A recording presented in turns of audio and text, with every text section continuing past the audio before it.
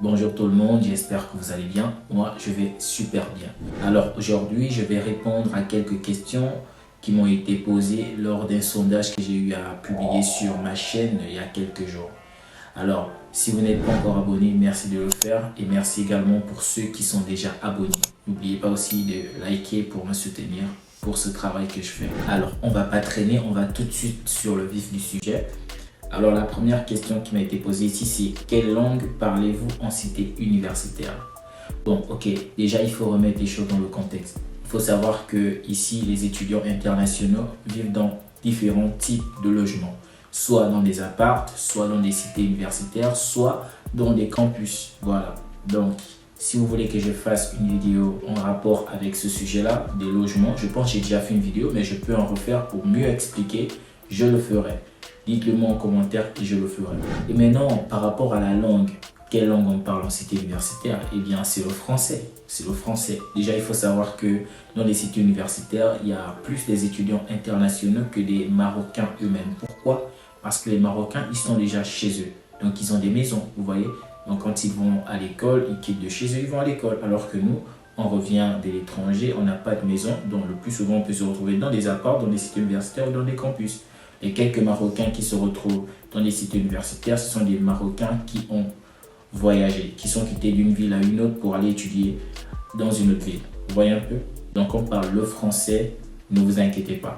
Vous allez trouver des étudiants internationaux des différentes nationalités et de votre nationalité. J'espère que c'est bon. La deuxième question porte sur les démarches de visa.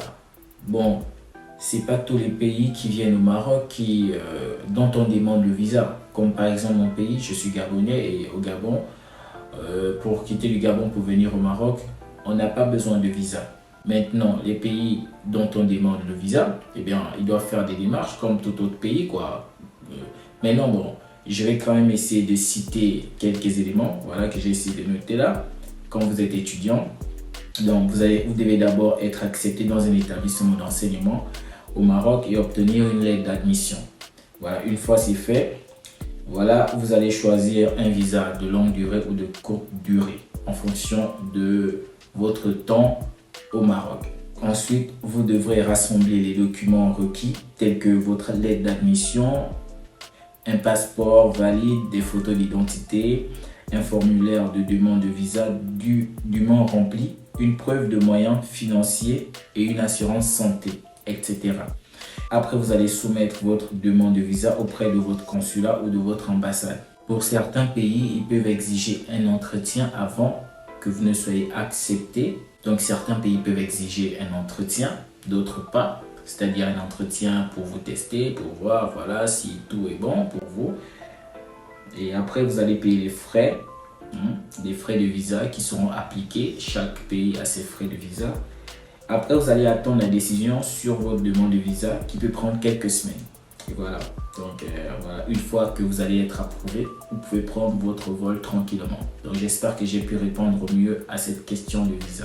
La prochaine question, c'est est-ce que le Maroc offre des offres de bourse au niveau master? Et bien sûr. À chaque année, le Maroc offre des bourses d'études niveau licence, master et doctorat. Il n'y a pas de tri, il n'y a pas seulement licence, non. C'est vrai que dans cette chaîne, je parle beaucoup plus des licenciés parce que je parle plus à des personnes qui viennent de gagner le baccalauréat.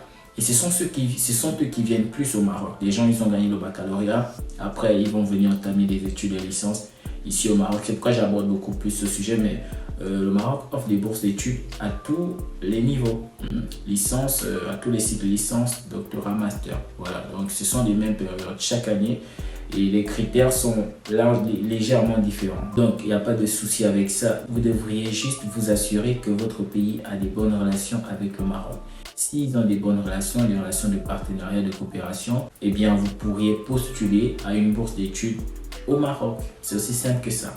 Renseignez-vous auprès des agences de votre pays, auprès des ambassades. Ce sont eux qui s'occupent de ces histoires. Beaucoup viennent me poser souvent ces questions en commentaire.